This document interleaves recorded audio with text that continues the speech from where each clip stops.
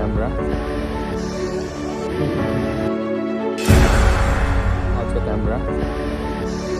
देखिए, जैसा कि आप सबको पता है कि पावर स्टार पवन सिंह और साथ में सपना चौधरी का एक बहुत ही कमाल के गाने का वीडियो शूटिंग कंप्लीट किया गया है। तो उसी के शूटिंग से जुड़ी कुछ तस्वीर और कुछ वीडियो क्लिप्स सामने आई है, बहुत ही तेज़ी से सोशल मीडिया पर वायरल हो रही है, जो कि पवन सिंह के साथ सपना चौधरी इस वीडियो क्लिप में नज़र आ रहे हैं और इस तस्वीर में भी नज़र आ रहे हैं, जो कि आप सभी शूटिंग वीडियो क्लिप से ही अंदाज़ा लगा सकते हैं कि किस लेवल पर पवन सिंह और सपना चौधरी के गाने का शूटिंग किया गया है।